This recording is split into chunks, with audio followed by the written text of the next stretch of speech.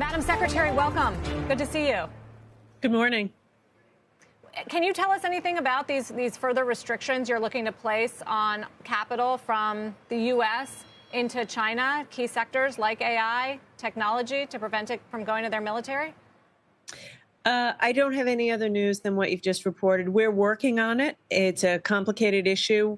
We want to make sure that whatever we do is very precisely targeted. We don't want to do anything that's overly broad. So the administration is working on it, and I expect we'll have more to say once we've made decisions. All right, keep us posted on that. We obviously want to talk to you pretty in depth here about the CHIPS Act and the new rules that you're putting on the money that's going out to subsidies and, of course, the ambitions that you have here. The biggest reaction has been, Madam Secretary, to the strings attached, limiting stock buybacks, for instance, for companies that get the money, making them use union jobs, and, of course, figuring out child care plans for the workers. Some of the criticism has revolved around this idea that you're putting social policy into industrial policy here, and it's a mismatch of priorities. How do you respond to that? That's flatly not correct. Everything that we will encourage or require companies to do will be related to the mission, which is a national security mission, and to make sure that they are successful. Look, this isn't a blank check.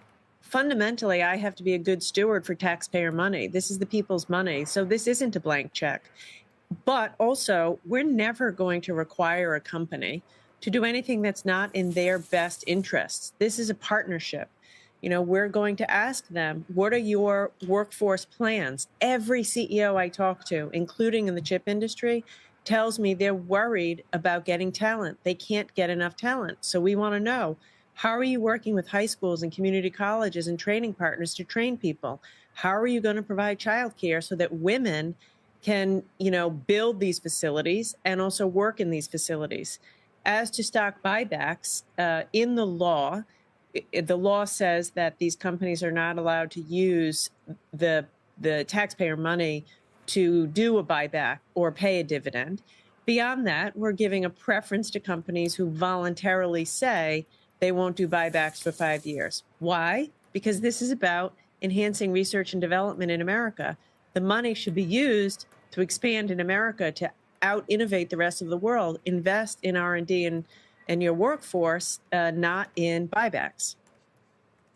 But isn't the whole, I get all those points, but isn't the whole goal here, and you mentioned this, national security, to bring manufacturing of semiconductors back into this country? And to do that, it has to be more cost efficient and more accessible. It still costs so much more to build a plant in the U.S., and that's because of labor in this country. So shouldn't everything, when it comes to this law, be with the goal of making it more cost affordable and getting rid of the regulatory burdens and not increasing that?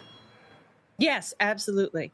But there's a lot of evidence that using a project labor agreement on such huge facilities like these will be actually results in lower cost and faster completion. So again, we're not requiring a union. We're not requiring a project labor agreement. We are preferencing it, because we know from history and from fact that when you have a project labor agreement, chances are it will be done on time, on budget, by the best skilled workforce in America. Same thing with childcare. Right now, the unemployment rate in the building trades is essentially zero. It's very, very low. Yet every one of these fabs requires 6,000, 7,000, 8,000 construction workers to build them. If you don't figure out a way to attract women to be plumbers, pipe fitters, electrical, engineers and such, you won't be successful. So none of this is social policy. This is all about pushing companies to think broadly so that we can together be successful and meet our national security goals. Fundamentally, this is a national security program, and we can't afford to lose, which is why we are putting strings attached.